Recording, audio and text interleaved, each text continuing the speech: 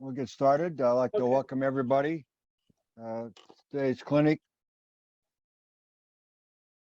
We got a great PowerPoint presentation for you. We've kind of introduced everybody already. If you haven't done so, type your name in the chat box so we know you started the meeting with us. And we welcome you to the 2023 track season. A lot of activities going on, beginning with today. And we need to start with a flag salute. And of your heart, ready? Begin.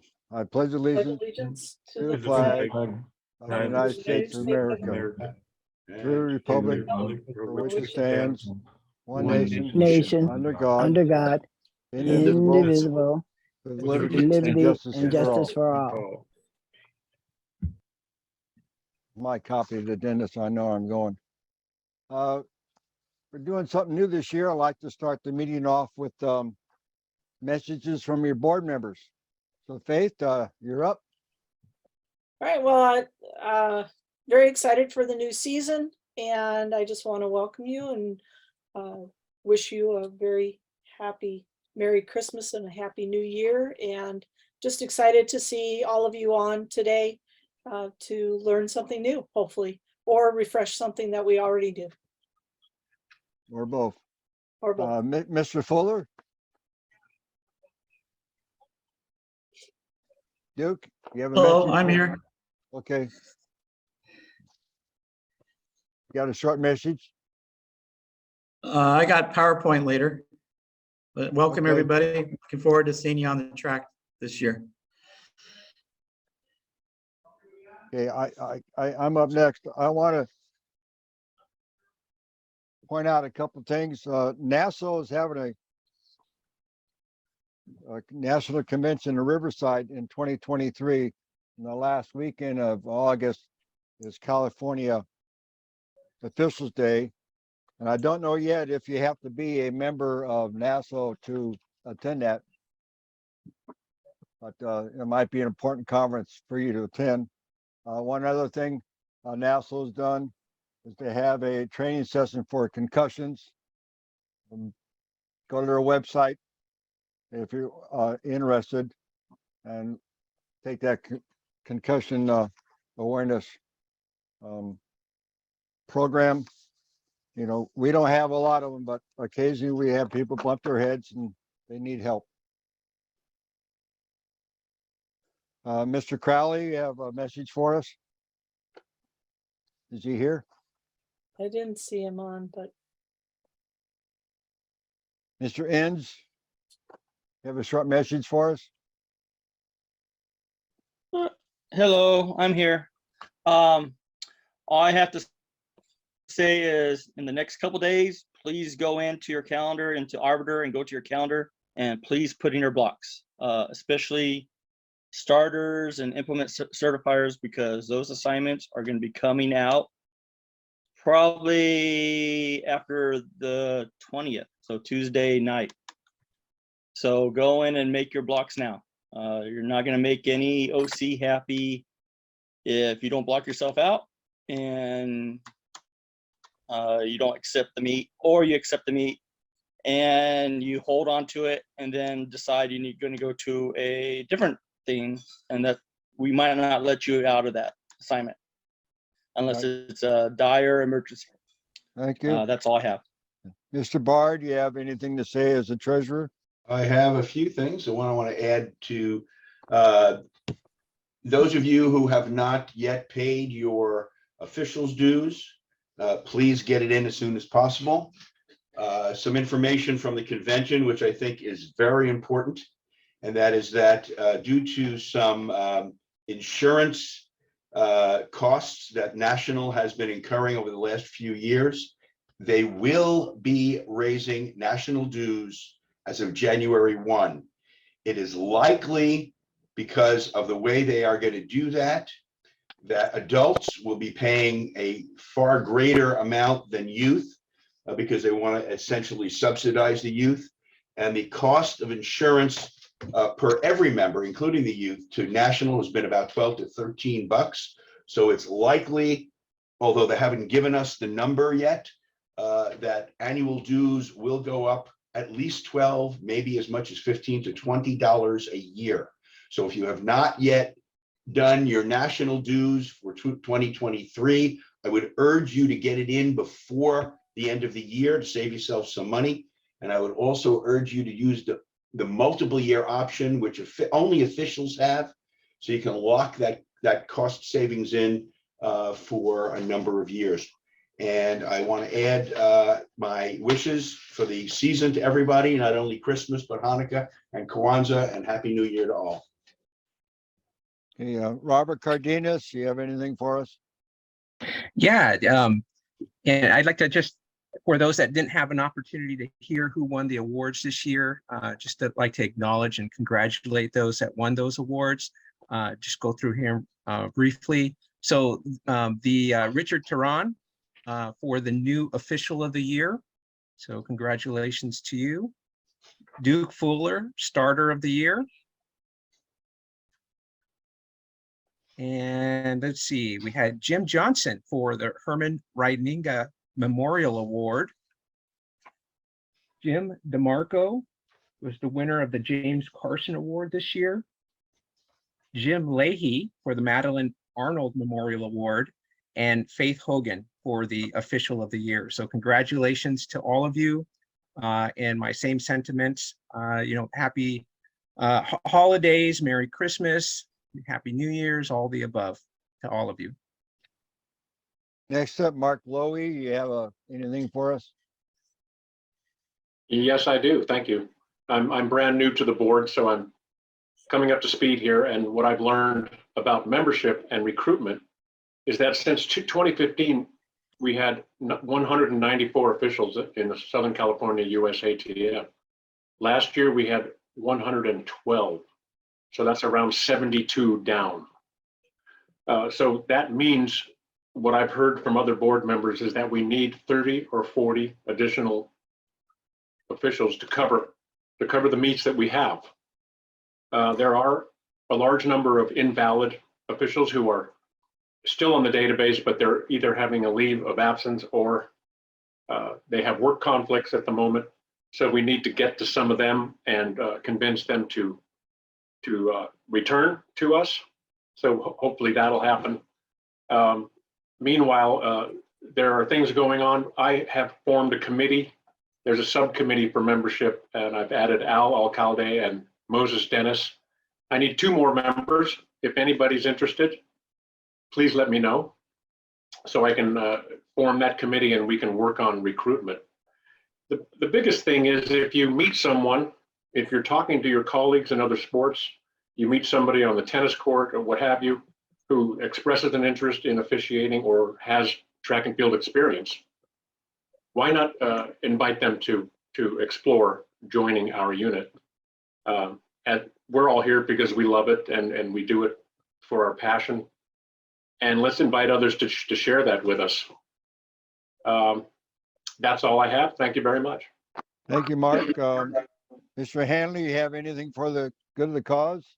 Yeah, there were a lot of rule changes at the convention, of course, and USATF, it's no more 30 seconds at anywhere, NCAA or USATF, even Masters. That's per Jack Blackburn. They're going to change that in the rule book, even though it didn't show up in their scorecard, because they follow the Masters follows World Masters and World Masters follows World Athletics. A lot of things for starters. Hey, It's a Jim, minimum. Jim, we do have a place set in the agenda for you to talk about all the rules. So Oh, okay. All right. I just didn't Jim- want you to give us your whole spiel and then say, oh, wait a minute. Okay. Jim, when are you going to get your book released?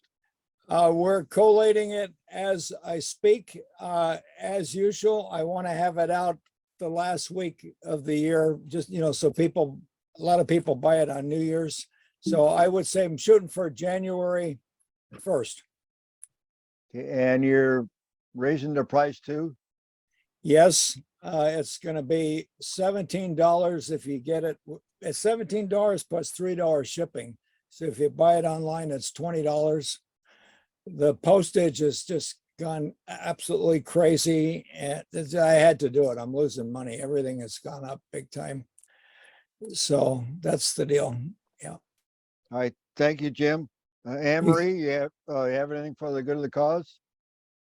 Nope, but thanks for asking. Saul? Same as Anne Marie.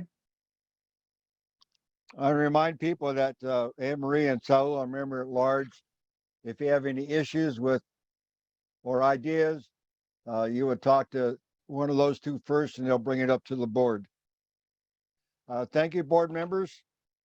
Duke, you're up with certification. Yeah, real quick, this is Robert, just checking. Tom, did you have a question? Yeah, I had my hand up. I just wanted to know on the dues nationally, that's just the USATF dues, not the officials' dues, correct? That's correct, Tom. So if- That would be dues where you would be going onto the USATF national website Okay, and paying it online to USATF. That is not our local dues. yeah, I do what's easiest and pay for like multiple years. So Yeah, I think that everybody should do that. It makes Yeah. it cheaper. your only option is 1 year or 4 years only. So that's it. That's what I had mentioned earlier. Yeah, So if- and you so get if- it. So if you're in a position right now where your dues are due for the 2023 year, I would urge you to do a multi-year one because you'll save considerable amount of money considering they're going to be raising the dues as of January 1. All right, thank you. Anybody else have any questions? Yeah, I sent in my local dues about 2 or 3 months ago via money order, and Arbiter said that it hadn't arrived. So I was wondering if Mr. Boyd received it. Arbiter, I don't put anything onto Arbiter, so whatever you. I never send to said you Arbiter- did. I was just asking if you received it or not. I would have to check my records, Earl, but I do remember your very distinct handwriting on an envelope, so I believe I Okay. got it. Okay. All right, I'll let you know, however, but if you sent it in, I got it. if there are no more questions, we'll go to Mr. Fuller, certification chair. Okay, hello, everybody. Next slide. I think Faith's driving the truck, Yeah, so. sorry. Yep. I'm going to talk Okay. briefly about Connect, Safe Sport, the background check, rules review, level upgrades, and para athletics. So we'll start from the top. Next slide. That's me. Welcome. Next slide. Okay, USATF Connect. It's a web page. It's called Sport 80 also, and a company that created it is out of Australia. Also, I strongly recommend if you have your cell phone, take pictures of my slides or everybody's slides if you want. If it's of interest to you, it'll help you maintain important information. So there's the web link right there. Obviously, contact me if you're having any issues with logins and passwords. I know a guy, so I'll be able to expedite any issues you might have. Everything is offered to you in USATF Connect. It's like a one-stop shop. So that's where you pay your national dues, your safe sport, and your background screen, and your personal information, and your ID badges is generated from that site as well. Check your expiration dates for background screen and safe sport. I'm usually pretty good about that as well. I'll probably give you a jingle when it gets close, just to remind you. And once again, if you have any issues with those 2 items, you give me a call. Make sure in your profile to add a digital headshot if you haven't already. Make sure it's professional, like a passport photo. Make sure it's not like when you've gone fishing or at Disneyland or anything like that. That won't be acceptable. And please update your emergency contact information. It's 4 screens you scroll through. It's pretty easy, and make sure to save at the end. Okay, next slide. So this is just a picture of the homepage for Sport 80 or Connect. You just log in, sign in. If for whatever reason you're not able to, email me, please. Next slide.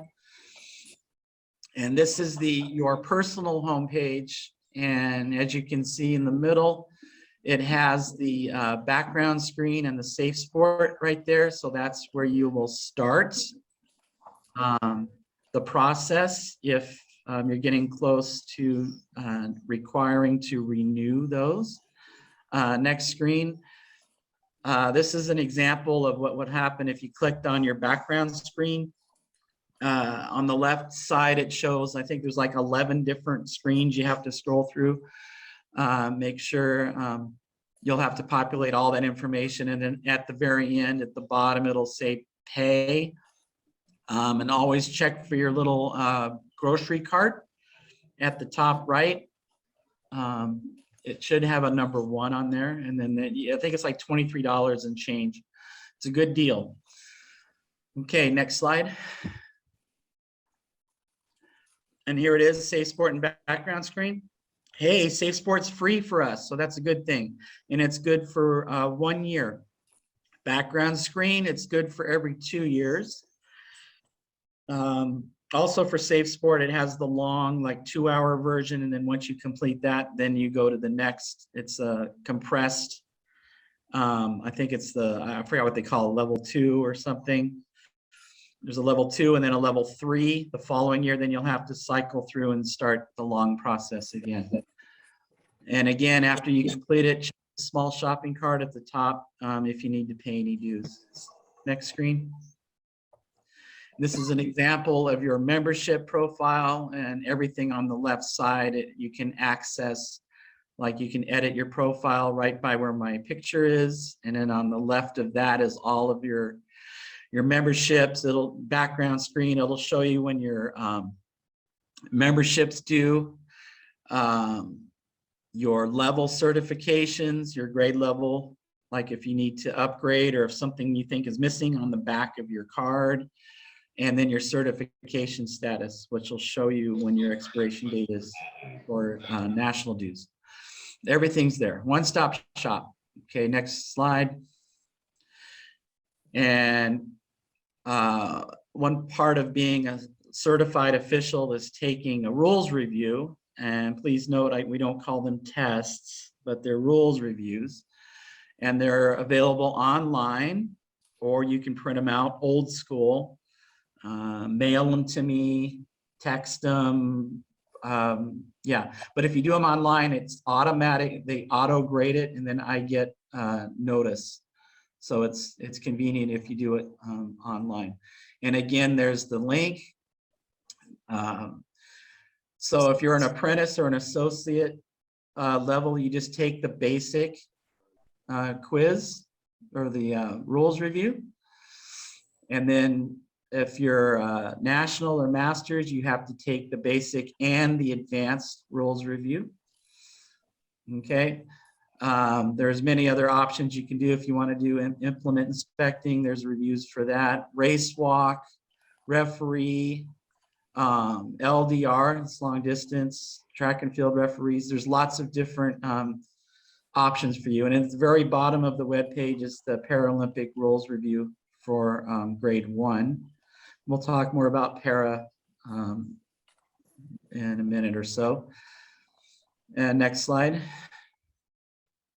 And then here's a picture of the top of the link in USATF. That's the rules review. And then the next slide here is it shows you how it works. You can do the online or the paper version for many of these, but it shows at the top the basic and then the advanced review for national and master. And then next slide.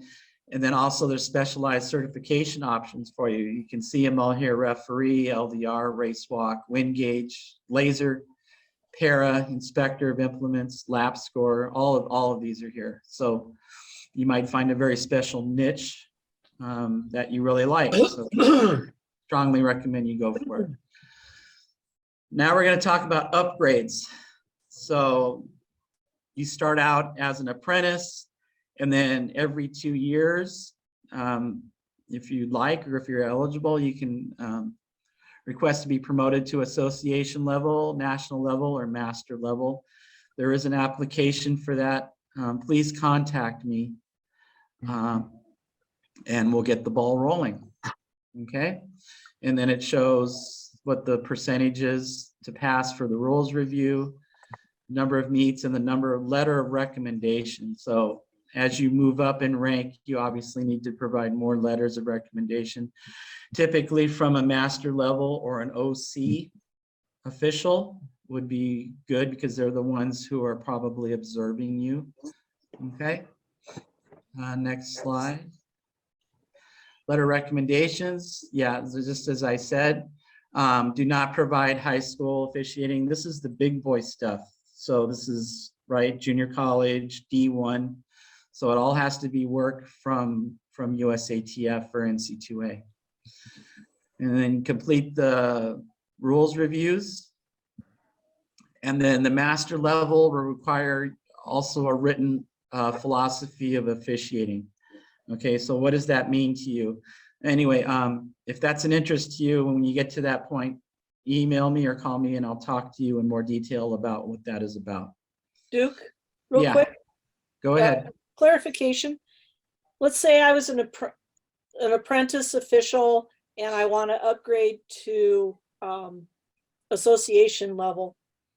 Mhm. Do I need to retake the rules, that the current year rules review or the current Olympiad rules review to get that higher percentage rate if I didn't have that on my first time through? You could keep the same test.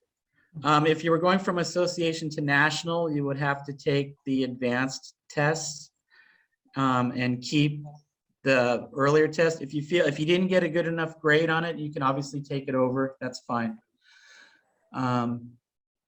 Hopefully that answers your question on that. Next, we're going to talk about para athletics. Yes, it's exciting. First, we have Paris coming up in 2024, but what's more exciting is that in 2028, they will be held in Los Angeles. So this is going to be a great opportunity for you, and we do need para-athletic officials. The next slide, what is it about? So you can see we've got wheelchair racing.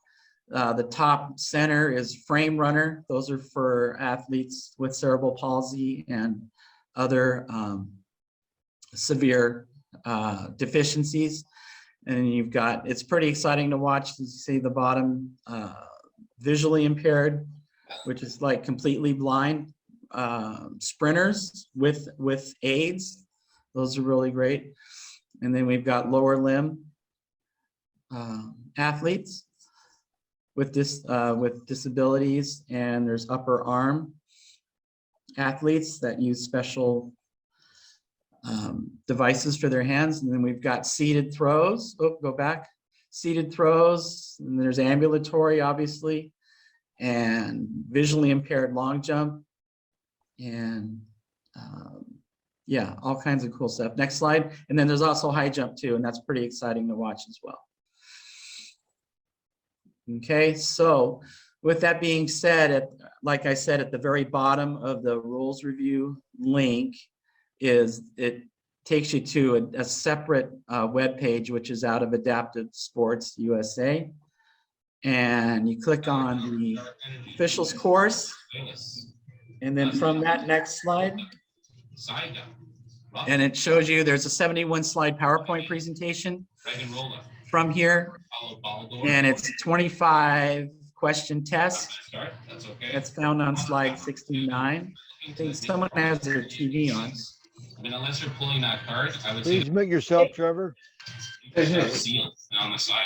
All right, we have a white. Or I think Faith could probably turn. So anyway, it's at the bottom of the, it's really good slides. I recommend printing it out. You can download it and then save it to a thumb drive or send it to like Staples. and have them printed. It's a really nice little booklet of information. Okay. And I think that's it for me. Does anyone have any questions about all the stuff that Duke, if I might, Yes. there was one very important change in, and Jim will probably cover it in more detail when he gets into rules, but it deals with para athletics and really emphasizes the need for our officials to be para athletic trained, in that youth meets will now include 4 para athletic events: 100, 200, 400, and the shot put, and it's going into the rule book this year. Correct. Correct. That's Duke, also true for high school as well. Right, Good but question. since we're focusing on getting our officials certified, so Yeah. Duke, I have a question. Yeah. I am in a job which requires me to have background checks anyway done. Do I still need to do the one through USA Track and Field every 2 years? This is, yes, unfortunately, NCSI is the only approved background screen vendor for USA Track and Field. I feel your pain. I am a credentialed teacher in 3 districts. In each district, I have to do a separate background screen. So Oh, that's ridiculous. I know. Because I'm a mandatory reporter as well as As we all are. We're all mandatory report. I understand.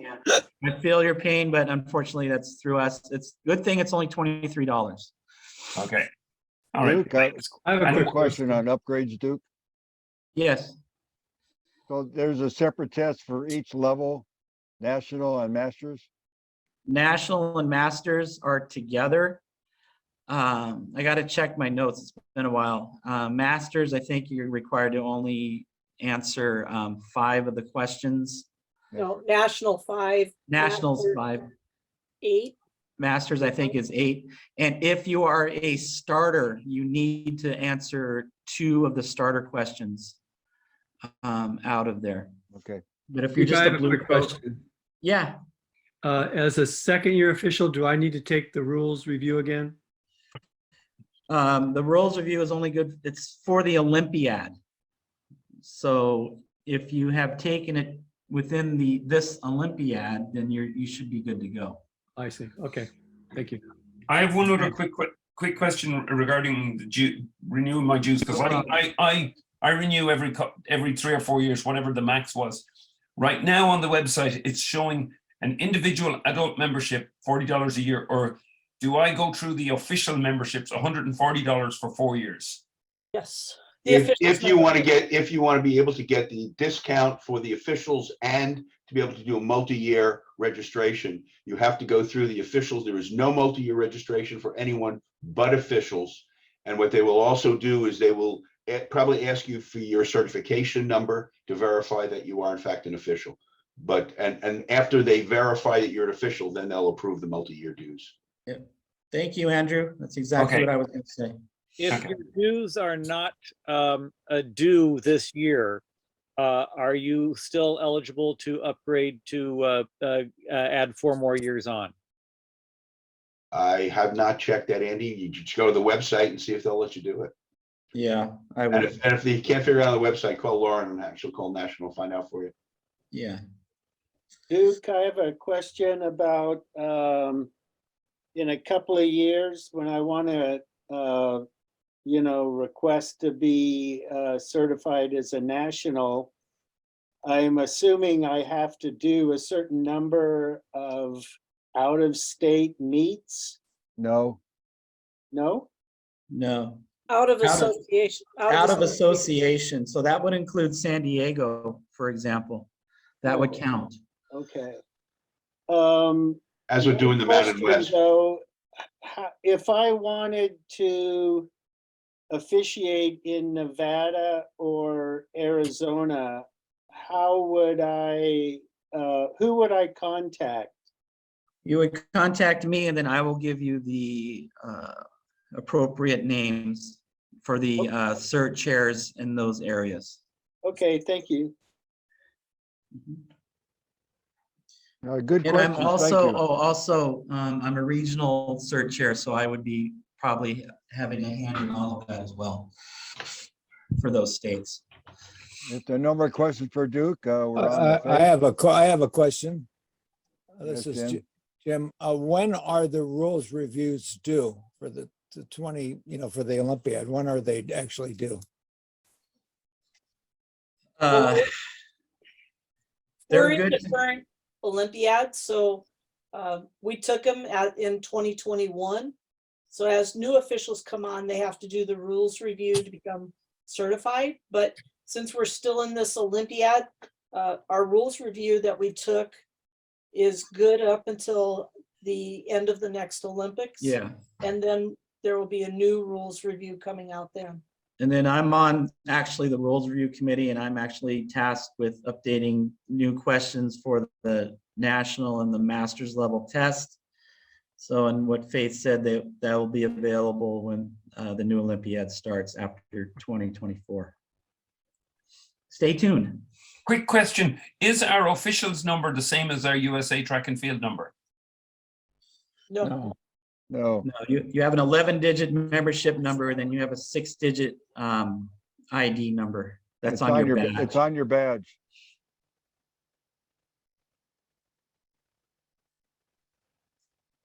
Okay, Faith, you're up. Okay. All right. My topics today has to do with Arbiter.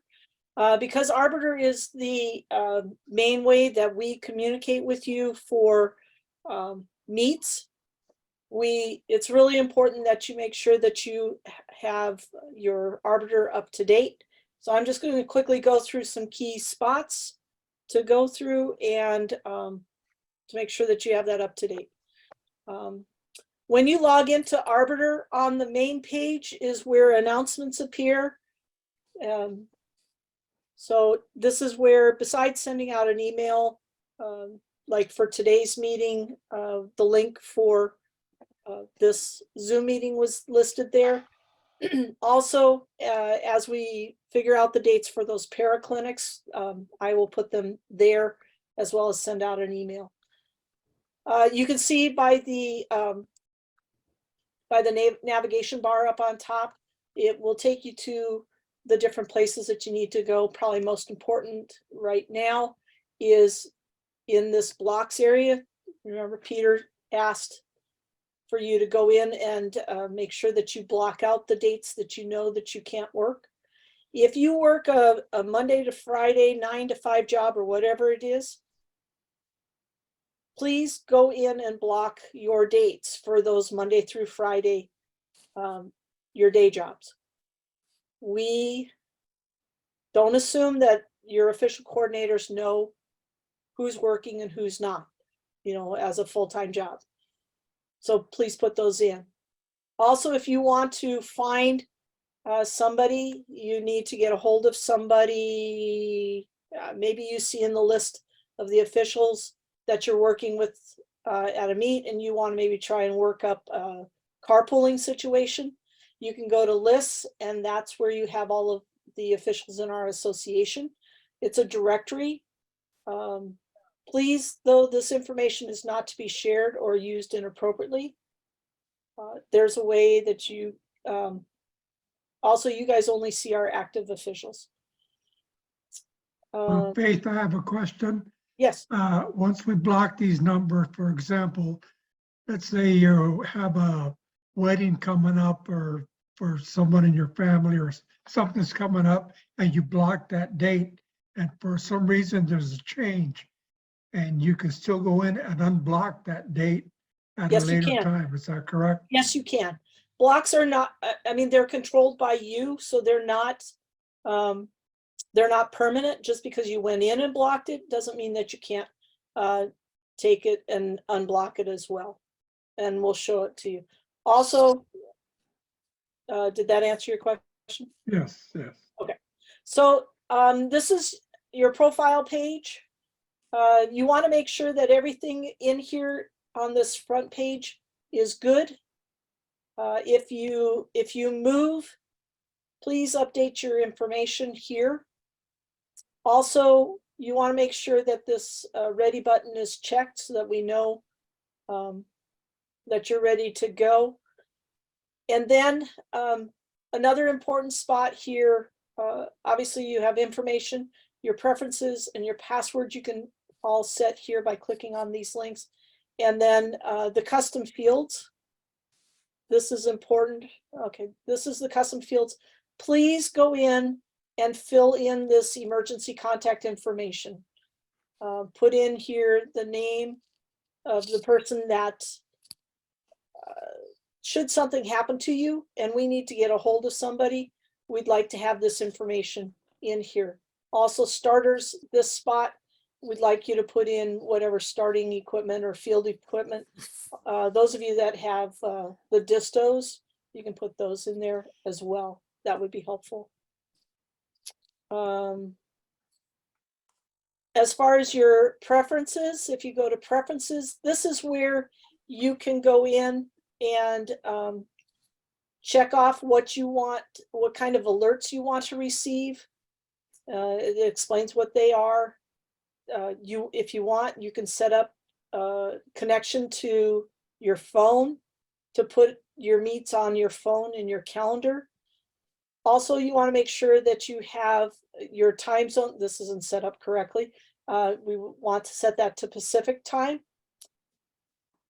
And here, your page size. That'll determine how much information you see on a page. I like mine at 200, so I see everything. This is where you set your blocks. You go to blocks. You're going to go to dates.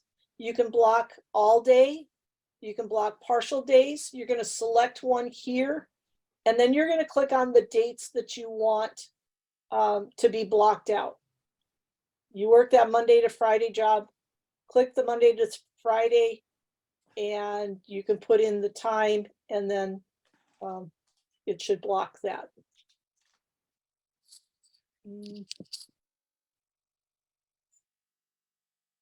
So this is what you see. And then this is what we see when we go in to assign somebody and we look for somebody. We see this, we've got a block here, that there's a conflict or you've got a block on. You can set a partial one. So like on this date, I set a partial one. That tells the official coordinator, hey, I'm not available to work the morning, but I can be there in the afternoon. So go ahead, call me. So our official coordinators will also call you to see if we can get you to come and work the afternoon. When an assignment comes out by an official coordinator, this will show up on your schedule and it will show up like this. And you have to accept or decline. When you click on decline, a box will pop up and you need to put in a reason why you're declining the meet. Don't just click this. This won't automatically do it. You're going to choose one, but please remember you have to click submit. That way, the assignment will be, the official coordinator will be notified, hey, this person accepted or it was declined. Also up here, you can click on the master schedule. You can see the meets that have been put in there currently. And yeah, so that's that. Faith, is the schedule available for this coming year? Majority of them are in there. We're still getting more dates and it will be updated, but majority of the meets are in. Okay, so great. you can look at that on the master schedule. Faith, just a minor comment. Could you bring that last screen back? If you guys notice, this is appearing in blue. It will initially appear on your screen as yellow. Once you've looked at it and haven't responded to it, it will change to blue, which will also let the OCs know that you've looked at it. Say that again. Okay, I'll repeat what Andrew said. When the official coordinators assign an event to you, a meet to you, it will show up on your schedule as a yellow. And then once you look at it, it will turn to this blue color. That tells the officials coordinators, hey, this person has looked at it. Now, Majority of the time, the default amount of time you have to accept or decline a meet is 10 days. Some meets will come up and you may have less time. You can always see here the date by which you need to accept the assignment by. So please also look at that. I have a question about those dates. Sometimes I've noticed when you send those out, the date is past when the meet is taking place. Sometimes the date, then the meet. That's because we're assigning within a week, within the 10 days before the meet goes. We try and make sure that we get those sent out ahead of time. But that date is obviously, you know, if it's sooner than that 10 days, please get on it and accept the assignment or decline it. Sometimes meets come up very short notice and we have to get them assigned, and you know, we're trying to get through them quickly, so we might miss setting that accept by date to a shorter period. When you click, let me go back. When you click on these, anything blue here is clickable. And when you do that, like the site, you'll get something that looks like this. You can click on the address and that will pop up a map to show you where the meet is going to be held. So that's clickable. This just shows who, when you click on the game number, it'll show up who's been assigned. And you can see who's been assigned to that meet. And then also you can set your travel limits on the blocks. You can go travel limits. Maybe Monday through Friday you're working and you can't travel as far as you could maybe on a Saturday or on a Sunday. You can change each one of these by pressing on the pencil independently. And then when you're done adjusting your travel limits, click on the check mark. All right, we're going to take a quick 10-minute break. I have a question before we Yes. go. Yeah. Is there a preferred web browser for Arbiter? I use mine in Chrome. I don't know. I think it works pretty well. Actually, I use Chrome or Safari and it works well for me. I use Microsoft and it has trouble when I go to payments to see who paid me. So I go to Chrome to get my pay sheets. Yeah, don't use IE. IE is kind of basically being phased out by most places. Edge might work, but I haven't tried it. So I have another thing. This is Howard Neely speaking. So I'm back to working full time, and so I have basically Monday through Friday blocked out. However, if this is a message to OCs, if you have like a Friday events, like maybe it's a combined events, you know, thing, and you need an implement inspector for Friday morning, give me a call. You know, give me like, you know, a couple of weeks heads up, and I have a fairly flexible schedule. I can maybe also do that Friday and unblock that Friday. So just let me know. Okay. Yep. Appreciate that, Howard. Faith, before we take Earl, I have a quick question. Earl Patterson, please take a look at your messages. I need you to give me a call. Okay. Thanks. Faith. Yes. My schedule can vary very much because it depends on when the hospital needs me. So I can't really block out like days during the week because sometimes it changes. So is it better to just give your availability? Yeah. And if you, yeah. Faith? You know what, we can talk, hang on, let me answer Gerard. Gerard, we can talk offline. Okay, no problem. Okay. Wanda? Yeah, I just need to go over to the steps for blocking. I always seem to mess it up. Okay. You know what, we can work, I'll talk with you offline as well, and we'll go through that. Okay. Okay. I would like to say, particularly since I work in a kind of remote area, if you really would like to work any of my meets in this remote area, please actively send me an email so that I know you're interested. Perfect. Yeah, that's what I've been doing with Andrew. Yep.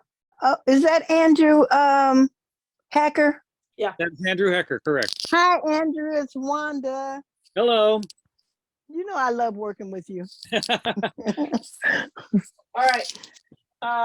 So I don't even know. It's Break time. 2:53. Let's be back at 3:03. All right. Thank you. Okay.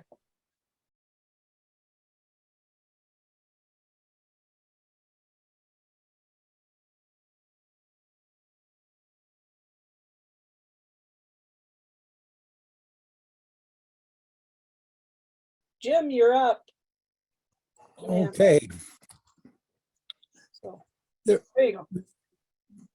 well, there we go. There they all are.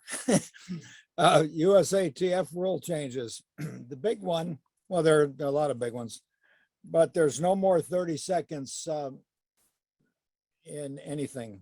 It used to, for the field events, no more 30-second time limit, including masters or NCAA. There were some regarding starters. 20. We've always said a 22 caliber pistol indoors. It's minimum 22, so it can be a 32. That doesn't affect us too much, as we don't have indoors. Jim, can I ask you a question? Yes. So I don't understand your flow. I don't understand why WA doesn't flow into USATF. That has not. I set that up, and it has nothing to do with Jim. It's not. Yeah, it's not set up necessarily that flow. Okay. The Go ahead, Jim. The big thing, again, regarding starters is people can run under protest. If there's an immediate oral protest by somebody, it has to be the athlete who felt he was wrongly accused of a false start. To protect the rights of all concerned, he may run under protest, and the starter shows a diagonally half card, which is red and white. Now, there's an exception to that. If the members of the start team felt that the false start was obvious, and they actually defined obvious, basically everybody could see it and they know it was, then you don't let them run under protest. Okay. Jim, sorry, another question. It seems that we now officially have a warning at the start, right? So it's kind of a de facto one false start. Can you flesh that out a little bit? There's no warning. It's if one false start in all rule books, and you're gone. No, but they talk about a yellow card. Okay, the yellow card takes place for not a false start, for other things, such as taking too long to get ready, not rising up immediately into the set position, that kind of stuff. There is a yellow card under combined events, combined event and world athletics. The exceptions to that, in combined events, there's false starts charged to individuals, and you're DQ'd for your second false start. That's in USATF combined events. In world athletics combined events, they actually charge the field. In combined events only, first false start, it would be a yellow card for the field. And then the next guy who gets a false start gets a completely different outcome. He gets disqualified. Jim, is that new? That's been around for quite a while. That's world athletics. I'm just Okay. Okay. Thank you. Okay, back to the new stuff. Can't read my own handwriting. If here's something that's new. If there are open lanes, you're supposed to adjust everything and leave lane 1 open now. Okay, again, that wouldn't affect the officials on the field. That would affect people like Scott Core, who's in the tent and putting people on the different lanes, or another job called the starter's assistant, USATF we're talking about, and they followed world athletics. the starter's assistant used to be called the line clerk. And the starter's assistant, formerly called the line clerk, readies the batons, makes sure the athletes are in their proper lanes, works with the media to facilitate introductions of the athletes, stuff like that. Okay, the one thing, and I wasn't at the meeting, I'd love to hear from Andrew Bard or Duke or anybody who may have been there. I was very pleased to see that a proposal to replace lap scores with transponders, electronics did not pass. Why am I happy about that? Because in just about every major meet that's ever gone on, the humans get the lap scoring right and the transponders are wrong. And I heard that that actually happened in a race up in Eugene this year. So we're still doing it the way we always have. Speaking Jim, of lap scorers, if there's anyone that's interested in coming down to Santee on January 15, please reach out to me. I need some lap scorers. Sign me up, Faith. Jim, I attended the Rules Committee meetings, and there are a couple of things that are relevant to pole vault.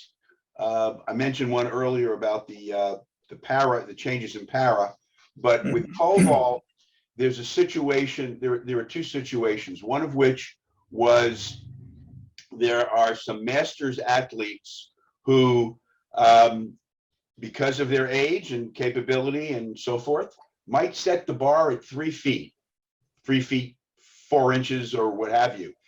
They can go over that, they can clear the bar without releasing their pole. And so long as they lift the pole over the bar and don't knock the pole off as they're making their attempt, it is even if they land in the pit holding their pole, it is a legal attempt. And they wanted to make that clear because apparently in some areas around the country, they were fouling them. And then once they have landed in the pit, they need to lift the bar over and they can walk out with it. So that was one of the things that was discussed. The other thing that was discussed, and it was initially tabled, and I don't know if it was eventually passed. We'd have to check the rules list score sheet. But there was because of the weight requirement for youth athletes, like in high school, the coaches can certify the youth's weight. In large youth meets, however, they were talking about actually weighing the kids in like they do with football, at Pop Warner football, youth football. They actually bring all the kids to one area and they weigh them in to make sure they don't violate the weight. And there was a discussion with respect to that so that the weight would be certified, and then the athlete cannot use a pole that is underneath their certified weight. That's a safety issue, especially for youth. That was tabled. That was tabled. Yeah, it was tabled, and I don't know if they brought it back up or not. So according to their final score sheet, that was tabled. Stay tabled, okay. So, now where was I? Race walk judges shall serve as umpires if an insufficient number has been assigned. That's just a housekeeping wording. It used to be if none were assigned. So it's, they assign one umpire. No, you need umpires. World records. If you set an American or a world record, you must submit to a drug test within 24 hours of the performance. Not the world record, Jim. World record has to be immediate. American records have 24 hours. Okay. Masters records in individual events. You have to have 2 athletes in the race, except for the 200-meter hurdles. That was compliance with World Athletics. So you can only have 1 athlete in the 200-meter hurdles and still set a Masters record.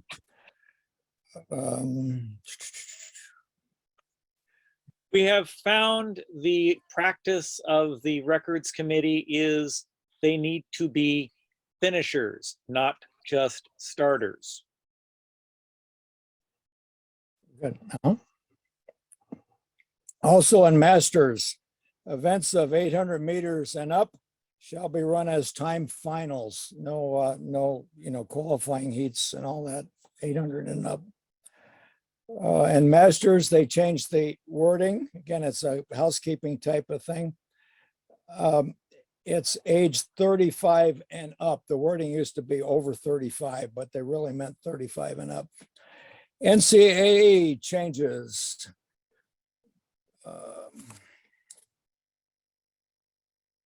Again, there's no 30 seconds for the field event time limit. Officials in NCAA may, and I'm not talking about the referee, I'm talking about anybody, can use video to help them make the correct call. They gave an example of what they use in pro football. Hey, college Jim. football. Yes. I have a question. You said a 30-second time went away. It's gone back to 1 minute. Is that correct? Correct. Okay, thank you. Thank you. There are no mixed gender competition allowed in NCAA, period, in anything. It used to be you could do it in like 10,000 meters. You can't do it, and it's because men and women are separate sports in the NCAA. You got men's track and field, you got women's track and field. So they just will not allow it in the horizontal jumps, throws, 10,000 like they used to. It's just no mixed competition. Let's see what else we have.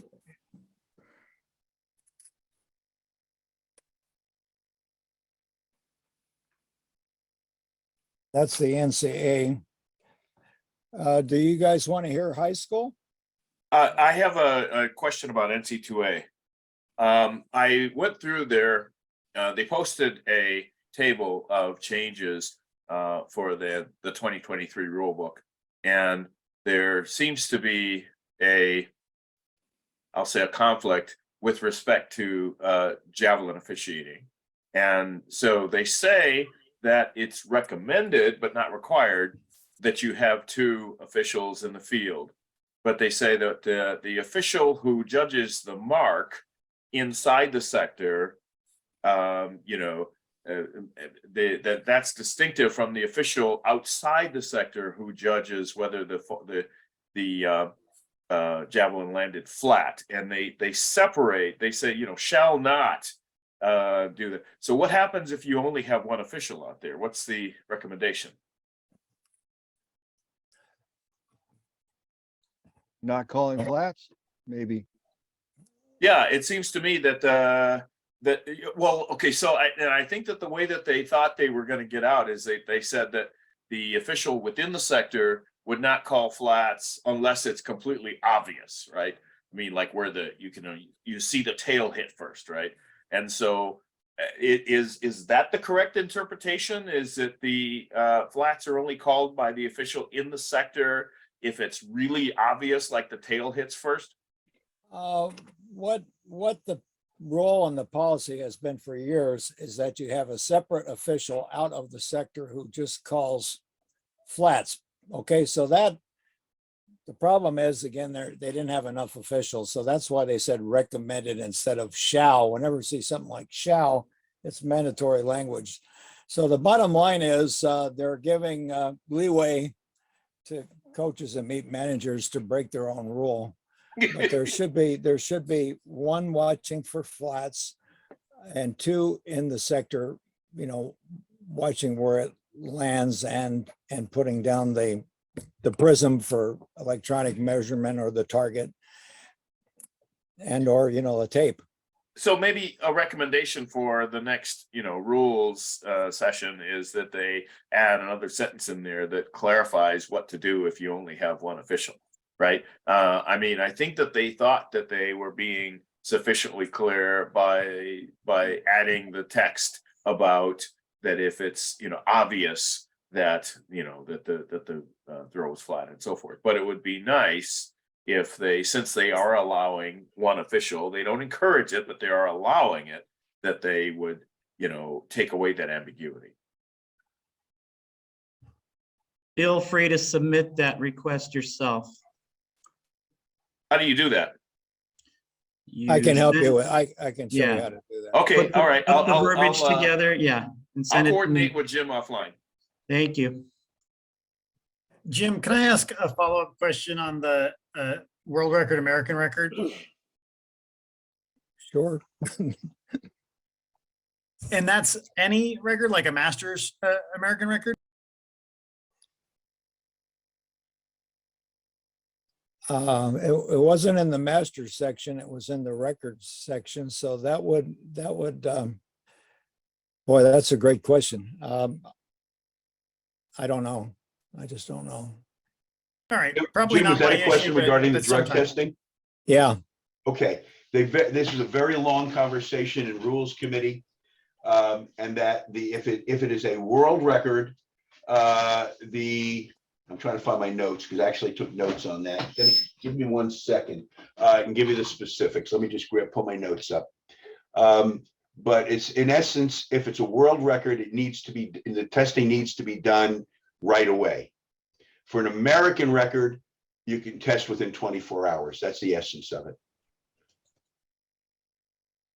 And Andrew, that's the same for masters as for regular? No, that's open. Perfect. Okay. I don't have to worry about any open ones. This, just to be clear, so there's no drug testing requirement for Masters World Records? Didn't say that. Okay. Oh. What I said was, I'll read you my notes. Hold a second. I'm pulling them up right now. Okay. Drug testing rule, open only. For open only, world record immediately, but no later than the end of the event. This is a World Athletics rule. For an American record, you have 24 hours. Okay, so we don't have any information. It's silent basically on Masters. The only rule change that was discussed, that's being brought up right now, has to do with open. There was no discussion of Masters, correct? Okay, thank you. I can contact the people involved in World Masters and I can get an answer to that question, but I just don't know right now. I don't think it's going to be required, but I don't know. I don't know that. I don't know Well, that I actually want an answer. Jim, I actually raised that question at the Rules Committee, and whether it had to do with Masters and the like, and they said, no, this drug testing rule change has only to do with open. So whatever it was for Masters, it still is. Yeah, well, I mean, it would be a logistical nightmare for the Masters to have to, I mean, because there's no infrastructure for doing drug testing for any of these Masters meets where people could break world records. I mean, people do that all the time at these. Right, and it's very expensive to set that infrastructure up. Yeah. Yes. That was what I was going to ask is if perchance a record is set at a meet that does not already have drug testing, is there any provision to stick a guy in a car and get him to some location?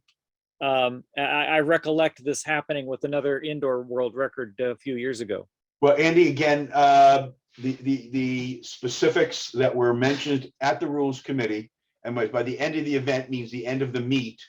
I don't really know. I mean, there's always the possibility, of things occurring between the moment the person gets in the car and drives to whatever they're driving, unless they are specifically escorted so that a verification can be made that nothing was done. Because if we're dealing with an open world record, that's big money and people will cheat if they can to get away with it. So, I mean, there has to be that sense of security.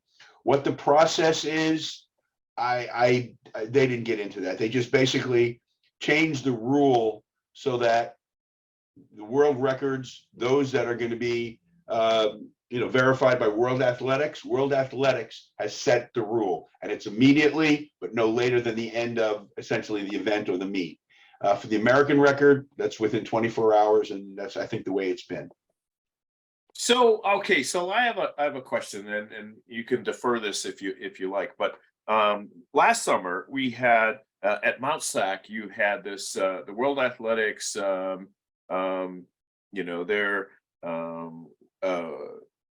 world tour at Mount SAC and so forth, which had international athletes and so forth. And I correct me if I'm wrong, were the events that were there with the elite athletes, were those WA sanctioned events? There's no, I don't really think that there's such a thing as a WA sanctioned event. You have a sanctioned meet, which Mount Sac has been. They get a USATF sanction for the meet. It's run by the rules. If you should have an athlete breaking a world record, then there's a process. There's a form, there's a certification, there are witnesses, there are statements, there's all sorts of details that are required to be dealt with to submit the world record. So what I'm going to say to you is, open your rule book, take a look at it, go to the website for World Athletics, and that will give you the entire process. But my question is, Yeah. was there the infrastructure there at Mount Sac to Have to ask Mount process? Sac. Can I answer that? USADA has a process, and they have in major metropolitan areas, people set up to come out and be just basically to stand there with a vial at the meet, in case that if you think you may have a record. We had the same situation at the Arcadia Invitational High School, because there's a possibility of a USA junior record, and nice people from USADA had a courier on call. You just have to contact them in advance. So I'm assuming Mount Sac has that capability. Well, especially since Mount Sac has had So world records. set there, Okay, you would thank think you. they would That do meet, something. yeah, I think we need to move on, but that meet Yeah. was put on by USATF, and I'm sure they had people in place to take care of it in case that happened. USADA was probably there to cover that information. All right, anything else, Jim? Yeah, I just got a note from Faith, everybody, that the books are going to be available at our clinics in January. They'll be The ordered, NCAA books, hopefully will Yes. be here in time to pass them out at our clinics. And the USATF book takes a while to get printed after all these rule changes. So when that becomes available, we'll let you know. You know, this is interesting discussion, but it deals with meet management, not officials. Thank you. So we really don't need to be talking about this. Let's get to what we need to talk about. I agree. Okay, Jim, you got any more on rules? Unless you want to hear the high school stuff, there's a few no? No. Okay, good. We're yeah. All right. All Good, right, we're Duke. good. Duke, you're up. Okay, I'm back again. I'm just going to give you a little snippet about throwing chair for para athletics. Next slide. So I just wanted to mention that we're very fortunate. Southern California, myself, Faith Hogan, Anne Marie Fuller, and Peter Enns were all selected to be para national technical officials, which is that's pretty good. 30% of all of the national technical officials in the United States and Canada are here in Southern California. So with that being said, I strongly recommend contacting us, Peter, Anne Marie, myself, or Faith, if you have any questions or interest in para athletics. So this is just going to be the basic, easy, just going to give you a quick snippet of what the throwing environment is all about. So go ahead, next slide. For seated throws, typically it's going to be a throwing chair, a seated chair like this. And it's also could be a daily chair, which you can see on the right. And hey, Faith, how you doing over there? These chairs will be inspected in the call room, and in the call room, they will check to make sure the height is proper, that the chairs are square, all that information. So that won't really be something you'll need to be concerned about on the field. However, if you do notice or see something that might not look correct, please contact your NTO or the official leader. and we'll take a look at it. And these are a photo here of different ways that the athlete can sit in the chair. They can obviously straddle the corner of the chair. They can sit straight also, and some chairs have the throwing bars, the hand bars on them, and some athletes choose not to, but just be aware that that is how they can sit.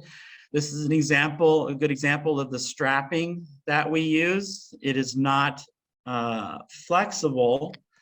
It should resemble a seat, like a seat belt type, very firm and sturdy, and not be flexible or have movement at all. Next slide. The typical throwing platforms in Southern California, a lot of ours tend to be wood, unfortunately, but there are metal platforms as well, and sometimes they will be just entered into the grass as well. So, but there's different types and styles of platforms that you can use to secure the chairs with. And so what do the throws do? Well, here's pictures of a javelin thrower, a discus thrower, and a shot put thrower. So those are the types of events that you'll see. And then the next slide. And then we also have a unique implement called the club. It's kind of like a bowling pin. And also, as you notice in the picture, they are allowed to throw it with the throwing chair backwards. So that is legal as well. They can throw it frontwards as well. So, and these are for athletes that have more significant, they have a hard time gripping certain implements. So here's some basic rules. Chairs will be inspected in the call room. The entire chair must be inside the ring. Body parts like the feet can't extend outside of the ring. And like I said, strapping must be rigid, kind of like a seat belt, not being flexible. So the prep time, that is including them getting into the chair, strapping themselves, and having X amount of warm-ups. It's 5 minutes for classes 31, 51, and 53. So that specifically is athletes with cerebral palsy or significant muscle deficits. And just to make it easy, it's 4 minutes for all the other classes, okay? And also there are classes which may have assistance without paperwork. Once again, you can take pictures of the slides if you're interested. And others have no assistance. And any athletes may ask for, there's a request for assistance form that they have, and they'll present that to the lead or the NTO at the facility. Continued, just confirm that the athlete is using the correct implement weight. That's very important, right? Especially if they're going to be throwing for records. We don't want to mess that up, and it's embarrassing on our part. So you have to confirm with, usually it'll be on the paperwork, and then you can double check with your lead also. The athletes have 1 minute to initiate the throw once they are given the implement. Typically it'll be 6 consecutive throws, but it may differ depending on the size or the type of event that it's going to be. It might change. And note also, when you're giving them the implement, it might drop because of the deficits in their hands, and if it drops inside or outside of the circle or the sector, it is not a foul. Okay, they have to start like initiating the throw, like when they go up towards their head and shoulder. So make sure that's not a foul. And also they may, for the javelin, they may rest it right with the point in the ground. That's also not a foul as well until they initiate their throw. And again, also just a note, make sure that the discus and the club throws must be thrown from inside of a cage. Okay, that should be set up before you arrive at the venue. Duke, a question.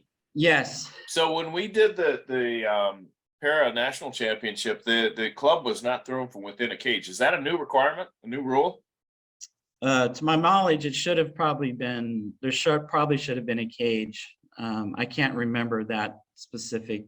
No, I officiated that, and they were not thrown from within the cage. Yeah, so something to look into. I appreciate your comments. Okay. Okay, next slide.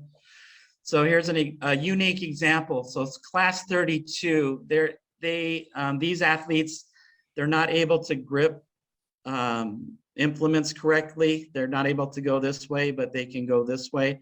So they're allowed to actually throw the shot put away from their shoulder. So again, the NTO or the lead official will notify you, just to make sure that you're not calling this a foul when actually they're legal to do this because of their impairments. Okay, next slide. So when is it a foul? So a lot of it has to do with typically, right, the 1 minute throwing time expires without the athlete initiating and following through with their throw. Another one, athlete touches the outside straps.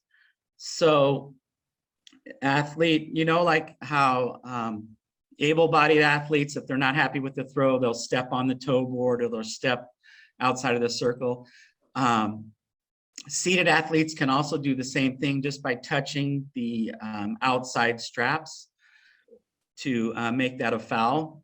And they may do it actually during their throw if they throw out of control or something happens.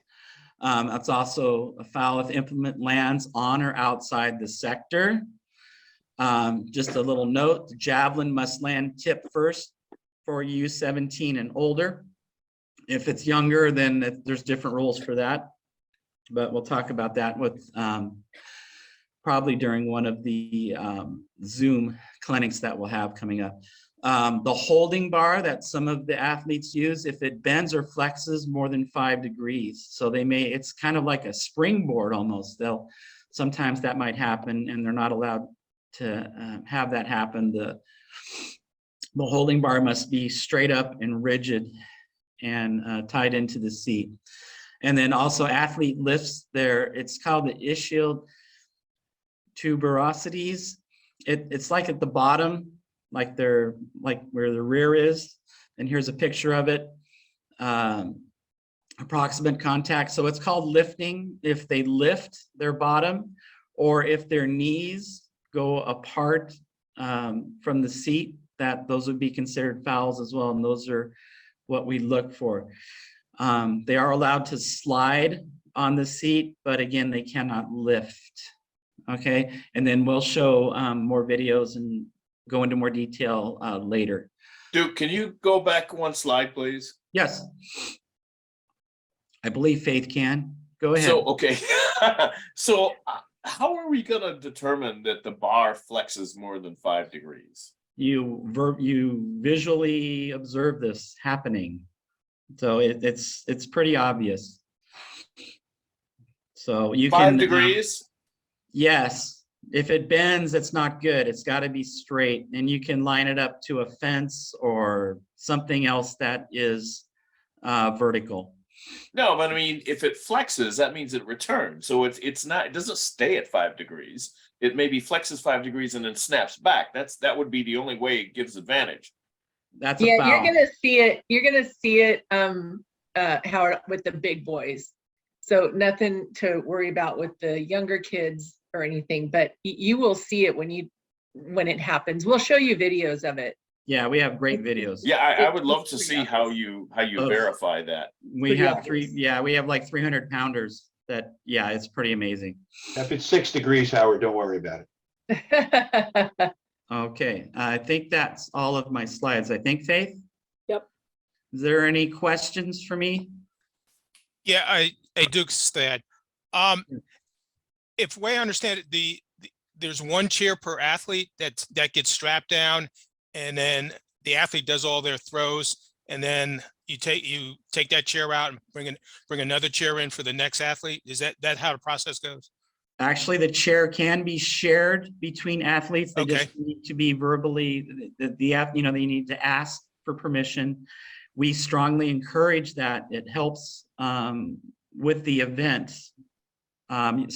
Typically like 3 to 4 athletes will share a chair, and that's super helpful. Yeah, I was just curious about the process. Great question. Thank you. Anybody else? So I just have an observation just from experience is that you might want to consider carrying a set of tools like some wrenches, SAE wrenches, and metric wrenches and some hex keys, because that leverage bar for some reason, the athletes and their teams forget to bring the wrenches to adjust those leverage bars. Yeah, And so- typically. That's their it's- responsibility. It's the though. responsibility of the athlete and the coaches, but yeah, if something happens, it's ultimately their responsibility by rule. So. By but rule. It is nice to bring extra equipment if it's needed. Okay. All right, thank you. Mr. I'm Palmer, up. you're up. I'm up. All right. We have some problems here. Coaches have realized there are some problems and have made comments. So I thought I would talk about administration of field events, pre-event procedures. All officials on the crew, not just the head event judge, needs to check flagging, sector, the ring, circle, landing pits, landing pads, runway approaches, cages, all that stuff to make sure they're done right. We've gone to meets and the sectors. Oh my God, who thought of this? Nets with holes in it. The netting, does it have a back door to it, or is everybody using the front? So everybody needs to check to make sure those items are correct, and make sure meet management can fixes it. That includes the markings for showing the back half of the ring. And you need to know the color of the day for implements. So okay, Then- I have a question real Can we quick. not, I will take questions when I'm ready, please. Okay. I can continue. Thank you. And then you need to have a conference with the crew, determine where any problems might lie, who's going to do what job, so you work as a team together. Okay. Anybody on event procedures have a question or comment? I have a Pre-event. question. Most of the places I went last season, well, for the most part, the hammer cages, sometimes the net is not touching all the way down to the grass. What can we do about that? Because I noticed quite a few times, I mean, the net is not touching the grass all the way around. Talk to meet management and have them fix it. Okay. That's their job. Okay. Sometimes they'll just pull over a weight and weigh it down.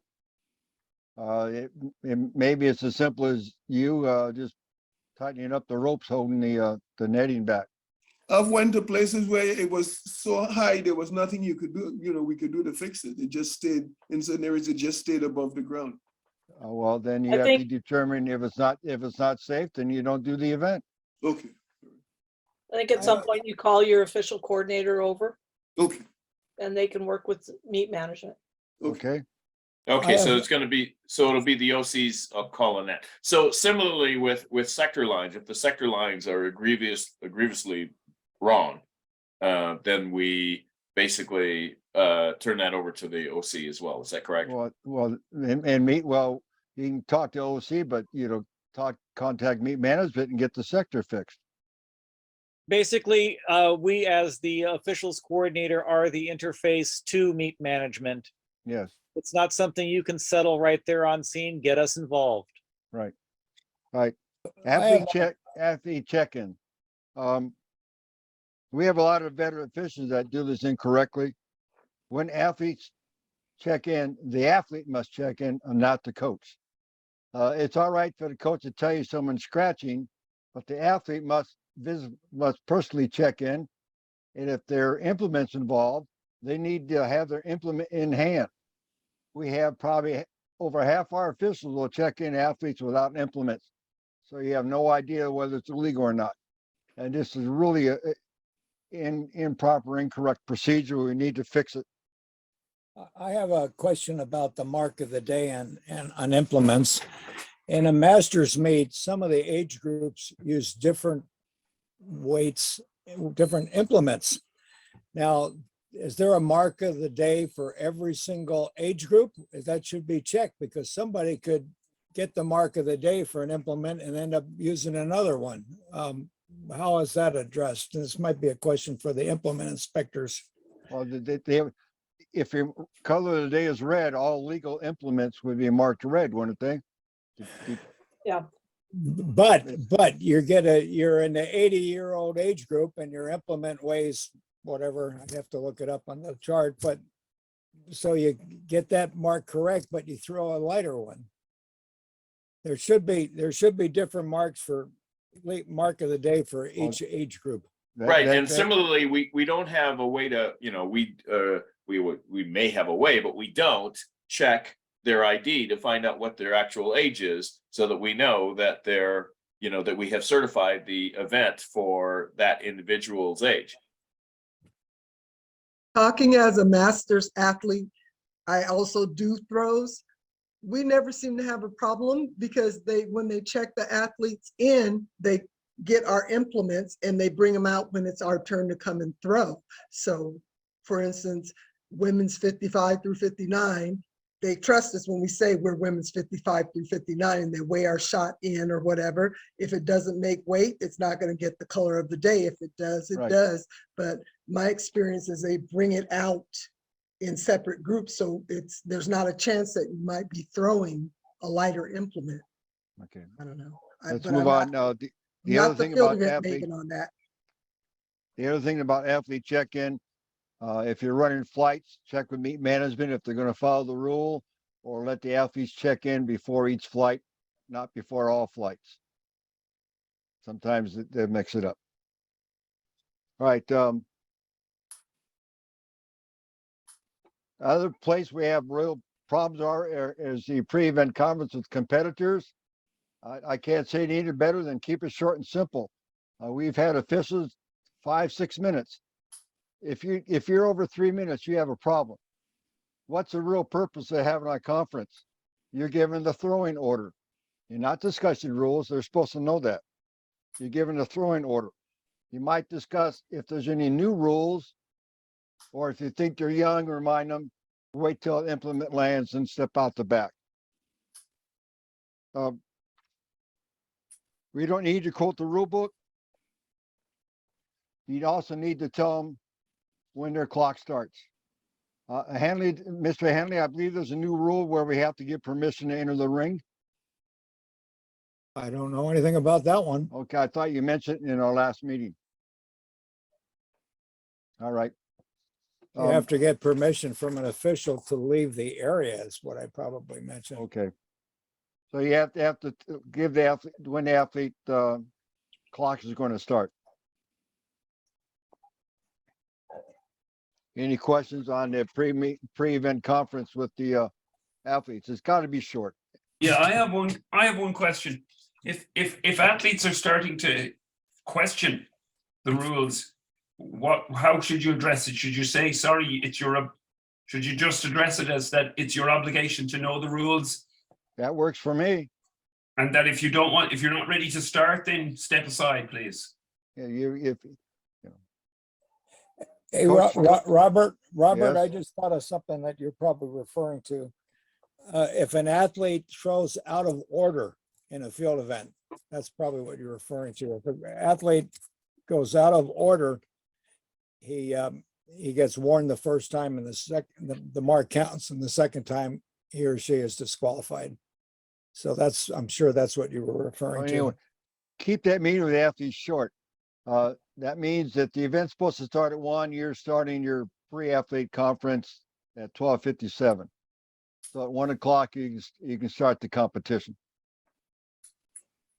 All right, flight coordinating.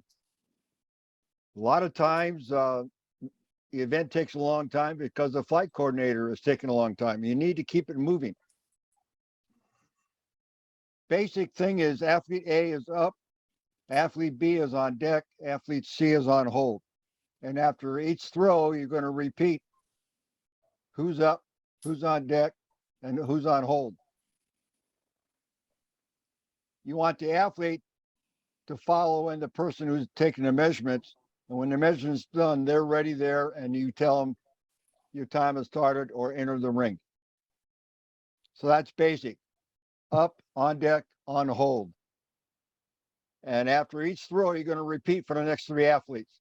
That's basic. If you can get that down, it keeps things moving. And remind the athletes if they're moving too slow, they need to get ready. The on-deck person needs to be ready. If you want to expand it, and if we're able to, after each athlete throws, you can announce whether the score is an improvement or not.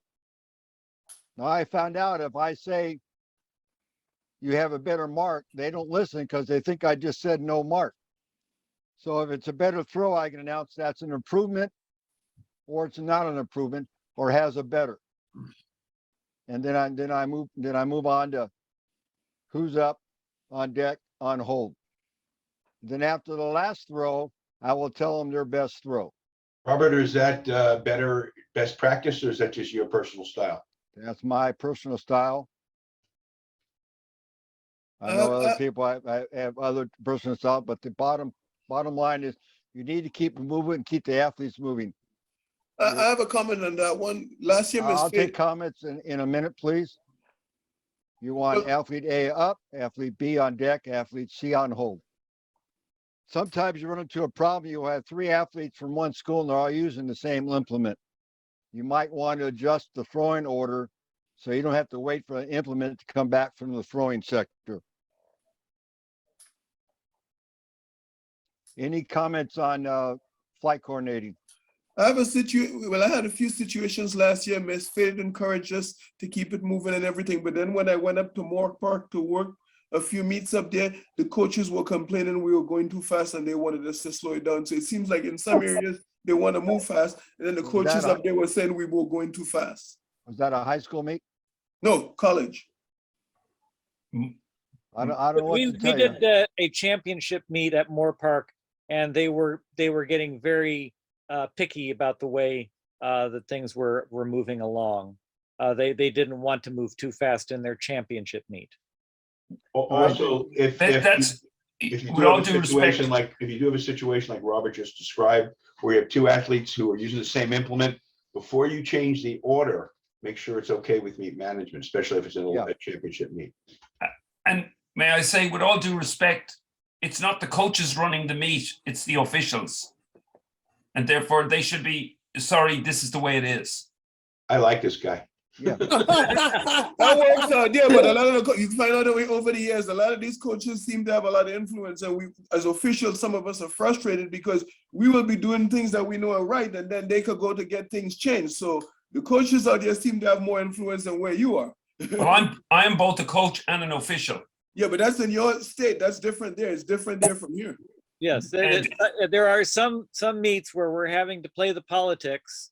And basically, the politics are the coaches will go back to the meet director goes to the OC, and then the OC has to go back to the officials and tell them what the coaches had complained about. So they do bend in the wind as they get a lot of noise from the coaches.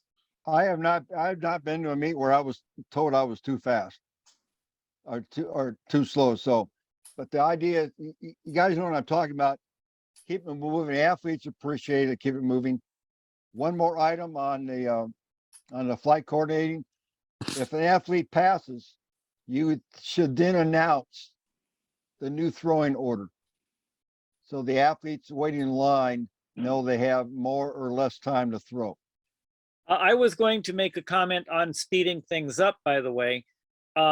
When you have a cage event, we have found it is faster for the athlete to actually walk into the cage while we are taking the measurement. Yeah, I mentioned that. Yes. But we have a problem. You tell them that and they still won't cooperate. You have to keep reminding them, even though you told them about it, some of them choose not to do it, and that creates another problem. You can't force them to. You'll tell them, but then some of them won't do it. Then you start your I'm sorry, but if somebody refuses to do something that an official tells them, they get one warning and then they get disqualified. We like this guy. Yeah, there's a little bit of cat herding. That over here because they will sanction the official. All the athlete has to do is go and complain, and they'll sanction the official before they sanction the athlete. All right. No, I think we're getting into, we as officials, and I wear both hats. We have to wear, and I tell all my athletes, you respect the official and you follow their instruction. If athletes are not following the instruction, then it's time to leave the field of play. Yeah, okay. Look at even all sports down to there's a thing called a referee. Because if we didn't have referees and officials, then the athletes would decide themselves, and they would all, argue in their own favor, and they would want to do things when they want to do it. No, that's not how it's played. You follow the rules, you follow the instructions of the officials, and at the end of the day, there is an appeals process that they can go through afterwards. Right. I have not found it to be necessarily a problem at a lot of the meets I've been to where you remind the athlete and they speed it up.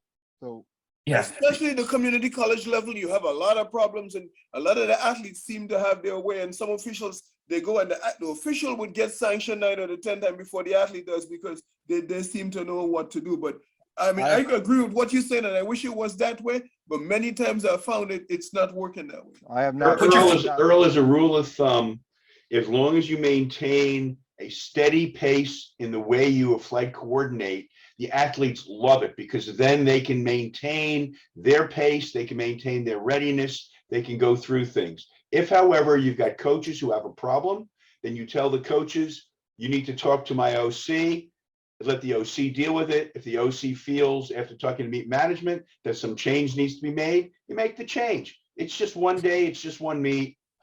Don't sweat it. All right, let's move on the safety, theirs and yours. Your pre-meet, your pre-check helps with a lot of safety rules, but you have to keep an eye out, no tunnel vision. There are going to be photographers and spectators that will get too close. You got to make sure they're behind the cage, their back's not to the circle.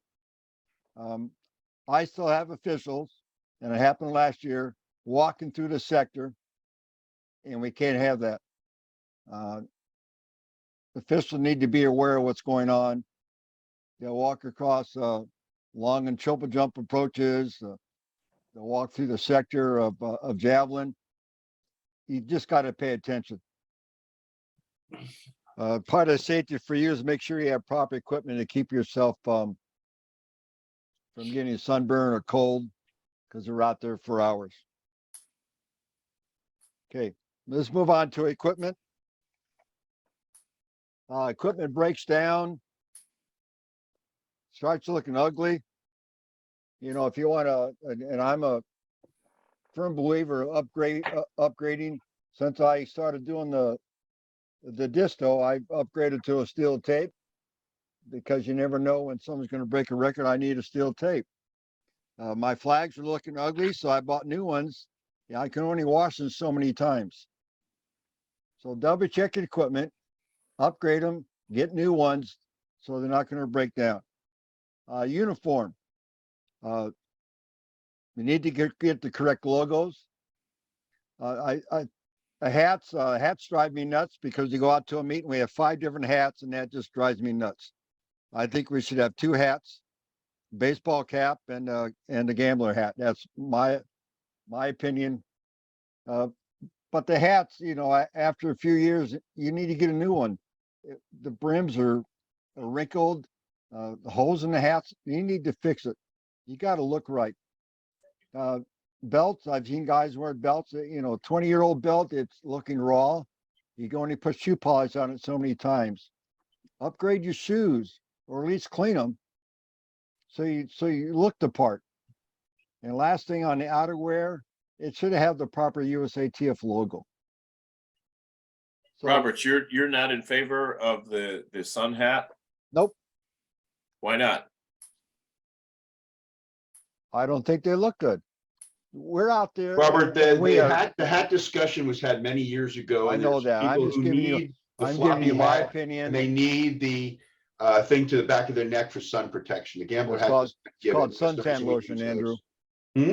Called suntan lotion.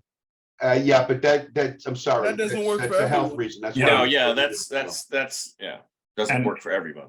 Well, in addition, the gamblers are no good after they've been drenched in rain. Okay, but those sun hats can survive rain quite well. Can I just say, I'm all for correct uniforms and things looking smart, but as I say, sun protection is a big issue, and you know, as a healthcare professional, skin cancer is on the up and up, and especially on the face and the necks, and the sun hats are definitely a big plus. You know. Well, my point is, we look at officials on the field, and you have 5 different hats, and we do not look good. It's just that simple. Hey, Well, maybe Robert. people should start tucking their shirts in too, which we've That's allowed them to not do. All right, Faith, you're up. I have a question. Where can I get a hat? Get a new hat? RMR. RMR? RMR Awards. Okay, can you put that in the chat for me, please? We will. Thank you. All right, Faith, preparing- you're up. Yep, got it. So as an official coordinator, it's our duty to, first of all, assign you to meets. When you're assigned to a meet, we will be sending out an assignment letter that has your assignment. Please make sure that you read that assignment letter fully. On that assignment letter, it's going to have the assignment that you were assigned to an arbiter, but more than likely, if you're doing field events, you're probably going to be doing more than one field event. Obviously, a long jump, you're going to do triple jump.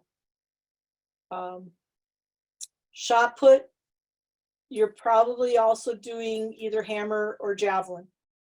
If you're doing discus, you're probably doing the other long throw besides, you know, either hammer or javelin. Please make sure that you read the assignment letter fully so that you see what you have.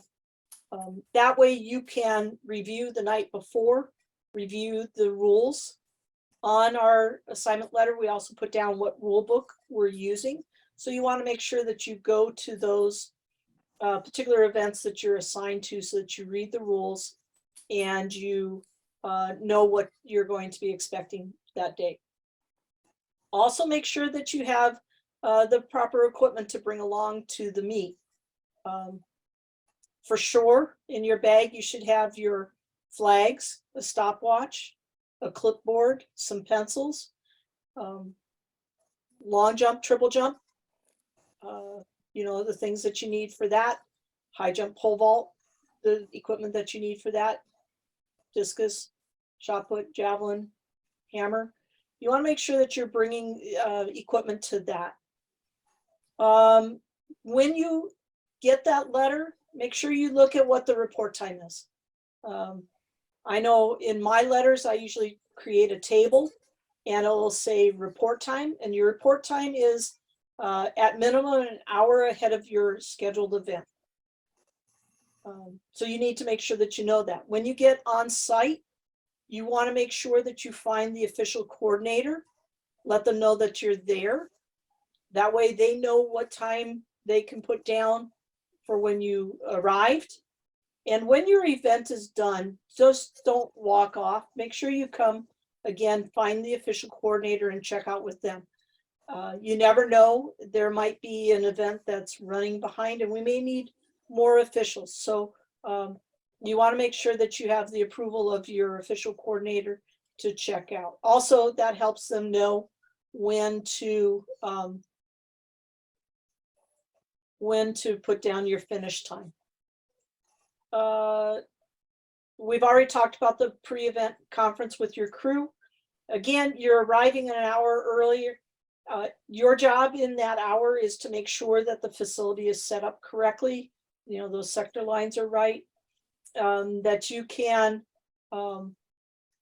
be watching the athletes as they start their warm-ups, checking them in. One of the other things is make sure that if you're doing a throws event where an implement is checked in, you want to make sure that you stop by that lonely implement inspector. They're that Maytag repairman who nobody ever comes to see. We don't do that work just for, you know, the glory that we get from being implement inspectors, but we make sure that if we're doing that, that the implements are correct. You guys need to know what the color of the day is. Please stop by. And again, we've already talked about this. You want to check for safety. The flagging, is the flagging correct? Are the spectators going to be safe? Do you know? Is it a meet? Is it a championship meet? Is there certain rules as to where coaches can be? Is there a coach's box? Where can they be? Where can they talk to the athletes? You want to make sure that the cages, the ring, the throwing sector is correct. Takeoff boards are right.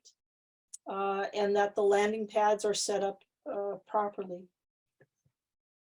So, anybody have any questions on that? That was quick, but. So I would just say I recommend carrying cable ties so that when you find holes in the net around the cage that you can, fix them. Okay. Any other comments? Okay. Robert, throwing it back to you. I'm making a note here, carrying ties. Yeah, it's a great, All right, I go through the season. Besides president of CTSA and training chair, instructional chair. So I take notes and keep an eye out and ask questions about things that we need to work on as officials. And it was pointed out to me, we have a problem with professionalism. So I'm on a professionalism bandwagon. Can I just say before, have we moved away from, somebody mentioned putting ties on a net? Should that not be done by site management or maintenance? Because if we start doing it, then we become liable for it. Okay, good comment. Yeah, we should. All right, professionalism, look right. Is the necessary uniform. Ensure your grooming is neat and clean, not wild. Bring on site the only essential gear so it doesn't seem as though you have someplace else to go. And sustain a dignified posture by standing at your tallest. That's looking right. Think right. Before acting, think of the ramifications. Is it wise, foolish, beneficial, detrimental, honest, or dubious, acceptable or improper, safe or risky? Thinking doesn't cost you anything. It will prevent you from paying the price later. These are parts of being professional. Act right. Conduct and character go hand in hand. Maintain a work ethic. Keep your nose clean and watch your spoken and written words, for a casual or just remark might offend without intending to be taken out of context. I learned that last season. Something was taken out of context, so I have to be really careful about this. Arriving on the dot is late. Regardless of your stature in their stature in their organization or your ego, be humble and decent in treating everyone with respect, consideration, and fairness. Dress right, which we talked about uniform. Dress in style without being stylish. Well, we have a specific uniform. A lot of jewelry might be okay, provided it isn't fancy. A critical eye will detect if any of your uniform is not according to the code, unfit, or your body type. No matter how old it is, your uniform should look brand new. I'll repeat that. No matter how old it is, your uniform should look brand new, and when worn, meticulous and immaculate, dressed like you mean business. We have a lot of officials that come down and stains on their clothes, and that's just not acceptable. I've got a starter set.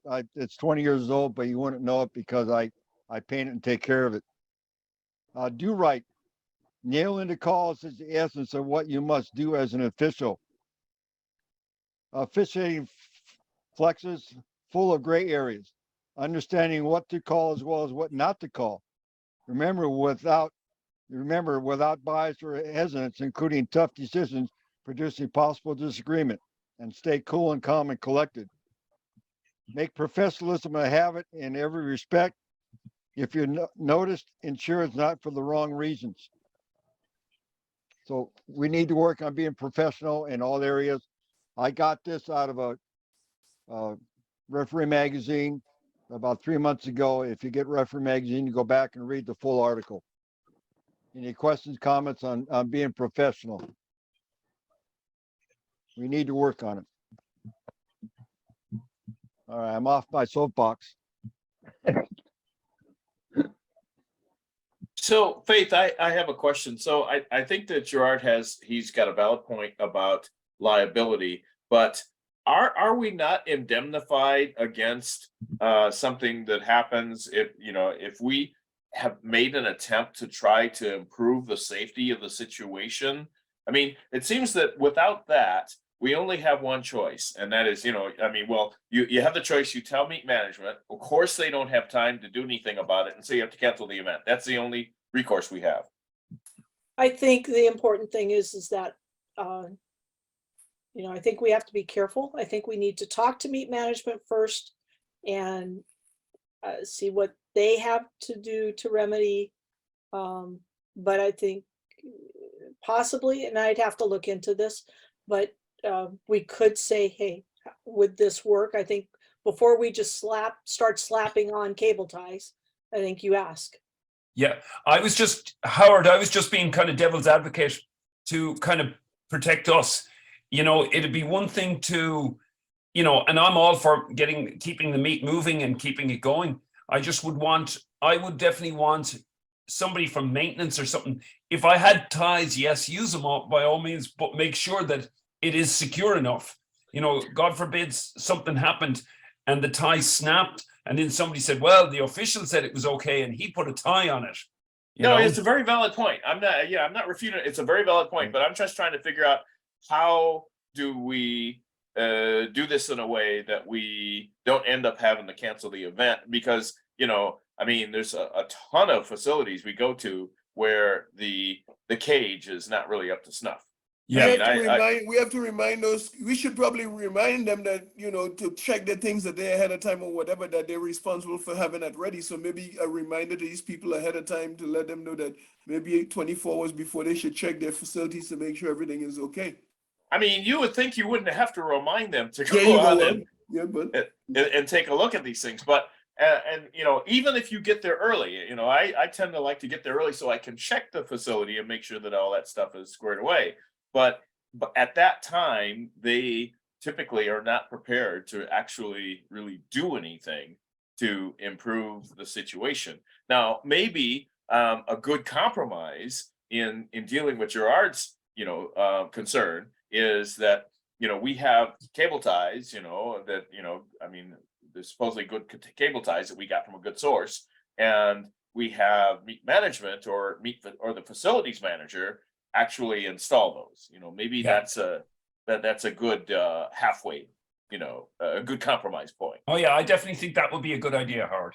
Yeah. Okay. All right. Howard, to answer your question on liability insurance, there are two forms of liability insurance that could be available at the meet. If it's a sanctioned meet, there is insurance under the sanction, and USA Track and Field provides a liability insurance policy for its officials, so long as there's a level. But there's always the possibility of being included as a named person in a lawsuit.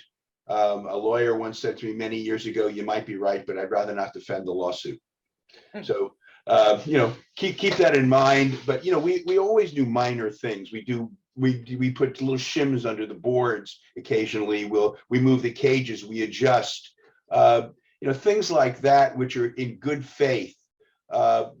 So whatever you do, just keep that in mind. Okay. Yeah, I've had to tighten down toe boards and various different other things, right? And so you basically but Gerard brings up a point that I'll keep in mind about the potential liability. Tightening down a toe board is not likely to create a liability, but certainly if you think you have repaired a net on a cage and that repair fails and somebody gets hit with a hammer, that's a different story. Well, and just on the comment on a toe board, at the youth meet last year, apparently there was on a horizontal jump, an athlete that got hurt that is suing because of the board. Yep, that's why I never touch anything. They try to get me to do that and I let them do it themselves. I don't even touch the toe boards. I let them do it themselves. Right. All Well, right, that's just me. That's just me wearing my, you know, I worked as a safety officer in a hospital for many years. So that's just me wearing my safety hat when I see these potential things, you know? Yeah, thank you. Looking toward the future, I like to announce this only one time, so I have a pencil ready. You know, you're required to get certified for us to attend the clinic. We only had 71 people today. On January 7th, Saturday, January 7th, Jumps Clinic and Discipline Clinic at Model Day High School. We will probably put it up as self-assigned so we know who's coming. So that's January 7th. Starters, your clinic, if you didn't attend last year, is January 14th at Mount Sac. We'll probably start it at 8:30 in the morning. I've asked for athletes and I've asked them to be ready at 10 o'clock. The reason for 8:30 is time for us to set up. I have some casebook questions, then inspect the track, and then start the athletes. You do not need to be in uniform. That's the starters I'm clinic. sorry, what time is the modern day? We don't know yet. I I'll- didn't announce it. Yeah, probably 7:30 arrival time. But I have to confirm on the meet schedule. So I will put that out on the front page of Arbiter. Now, the starters clinic, we do invite the high school starters to that clinic, and that would count for their clinic requirement as a CTSA starter. So I have a question. If one is interested in becoming an assistant starter, does the 5 years of high school starting, is that still required? Yep. Okay, thank you. And oh, are you talking about assistant starting as a position on the field? Yeah. I would think you would have to be a certified starter to have that position. To be an assistant starter. Yeah, well, you need to know. Yes. You need to know how to start. Yeah. A certain number of years as a high school starter and a certain number of years as a USATF official before you become a starter. Okay, I do want to just say this one more time. If you did not put your name in the chat box at the beginning of our session, please make sure that you put your name there now. Pretty sure I have everybody for attendance purposes sakes, but there were some people that just put in first names on the for their username on their video. So please just make sure you put that in there so that I have your name. Great, thank you. Anybody have Have a any great other season. questions? Looks like we're done. Wow. Beautiful. All right, well, we look forward to seeing you throughout the season. Please make sure you get your blocks in Arbiter.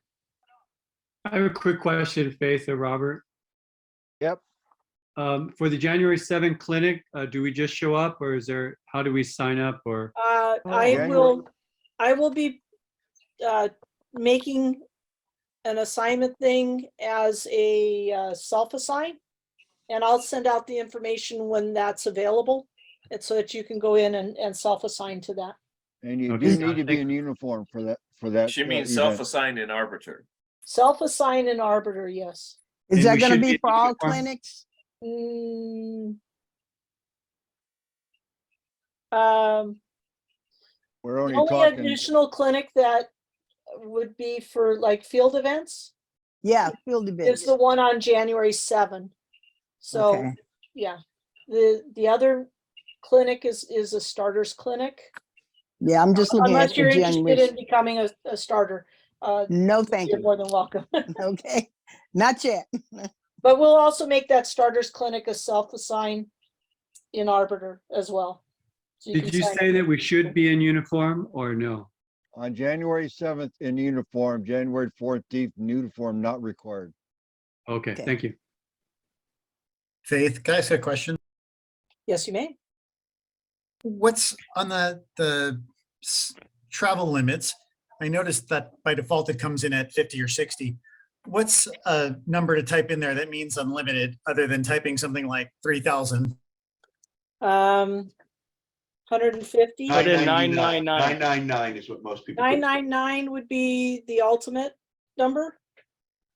But realistically, I don't think well, it depends on where you're at. But 150, 200, I don't think we have meets much beyond that. It just depends. Right, you're only assigning for stuff inside. All right, go ahead, Jim. We do LA, Orange County. We sometimes we go up into Bakersfield, and sometimes we go down into San Diego Imperial, but very rarely are we assigning. We assign beyond there. All right, thanks. You got to remember, Arbiter is strictly ours, that we use to assign for our meets. And my question is, Faith, in Arbiter, is there a way to print out a list by OCs at the end of the year that you've worked for? Not necessarily by official coordinators. Okay. You can print out a list. And those of us that work high school and USATF, we have a way of separating those out. You can filter out, high school, or you can filter out USATF, and you can print up just a list of that. But you can't, it's not sortable by the official coordinator. If you print out your assignment letter, it has the OC on it. Yeah. Just keep those.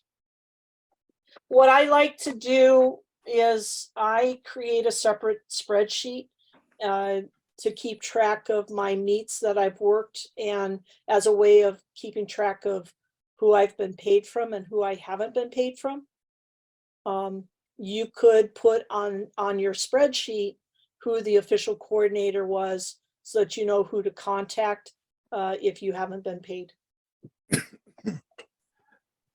Faith? Thank you. Yes. Faith, related on the arbiter and what you're just talking about, could you explain how the arbiter pay works? Sure, hang on, let me stop this share a minute.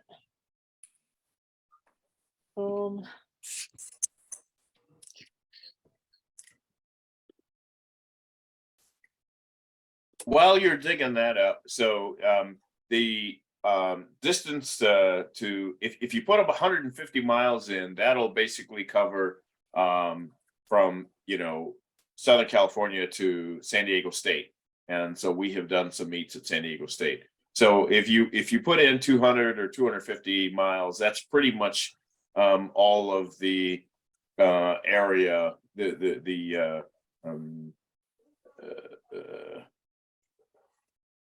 schools that would be assigned by Arbiter. Would you agree to that, Faith?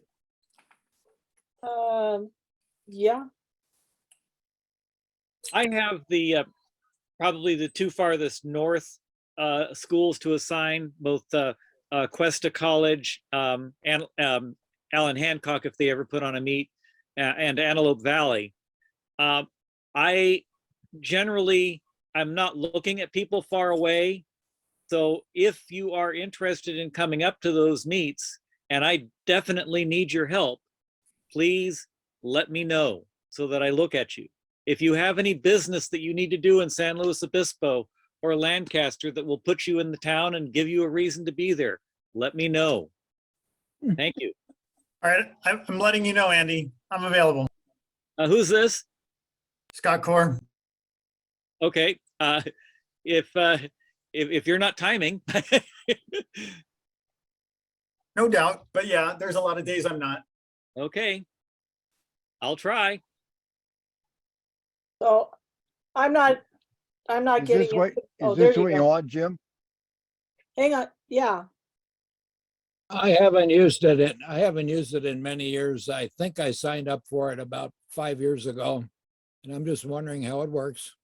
So what happens is if a school, or let's say you work an association meet of ours that pays by arbiter, go ahead and go back to your payments page there, I Robert. wanted to show them how to get the payments. Okay, so on that top navigation bar, you hit the payments button, and then it will go into here, and you can see who. So let's say if you look at that second line on Robert's list there, this was where he got paid. It shows the transaction ID, shows the date of the payment, it shows the school that he got paid for, and it shows the game and the time and the date and the amount. And that goes in there. When you're ready to, you can set it up so that once a payment hits, it can automatically be transferred to your bank account, whatever you've set up here on the left-hand side. Or you can let it accumulate, and then you can click that transfer button, and yeah. So it requires a PIN. You can set up automatic transfer, or you can have notifications as well. So I think that automatic transfer capability is new, because when I first signed up for Arbiter Pay, they didn't have that. That's not true. I've been using it for years, where you can transfer money to your bank account. If that's what you're talking about, it's been around. No, I'm Automatic saying, transfer function does cost though. Nope, you transfer automatically to your bank account. It's free. All right. It just but depends on the amount of time. If you want it instantly, it'll cost you 13 bucks. In 2 to 3 days, it's free. But as soon as it hits, it can automatically transfer to your bank account, or you can let it sit in there and check it periodically, and you can transfer it. But again, if you want it instantly, it'll cost you a fee. If you want it, if you're willing to wait a day or 2 or 3, you can set it up for that. 1 to 3 even with the business days. automatic transfer. so I didn't need it instantly, but I also didn't want to have to keep going back and checking to see if somebody had paid. And when I checked for that, I looked all over the place. I could not find a capability to select. Well, so go in there now. No, I'm saying is that this is an update. Okay. Well, they will send you an email that you got money. They have never previously let us know that we have money. I had money sit there for, I'm not sure even how many years, because they don't have any accounting for it. And at some point, they also will start taking money out if you leave money there too long, as I found out. Right. I've always received an email saying I got money transferred to my account.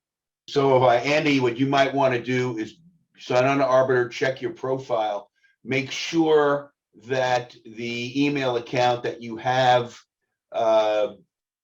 is it with Arbiter Pay is the same as you have for the other stuff for Arbiter, just to make sure, because I get an email every single day. I get, money's transferred to your account every single time money goes into mine as well. See the third line here on settings, transfer from users, yes. If you don't have that, click update and fix it. Also with the automatic transfer, you can go there and you can set up the regular deposits there. So just check it out, and yep. And if you've got questions regarding Arbiter, you can reach out to me, or you can reach Arbiter directly.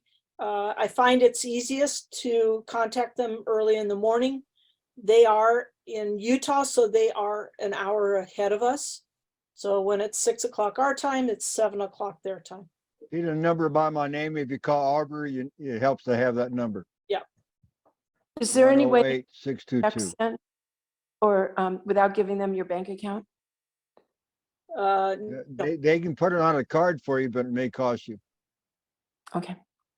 All right. But that's pretty secure. Well, yeah, I've not had any you problems. can't. Yeah, that's right. You can set up. They can send you a card, and then monies can get sent to that card, and then you could use it like a debit card. Okay. Thank you. Robert, who do we reach out to as a new official to get information about what the proper uniform is? You can reach out to me, Scott. Thank you.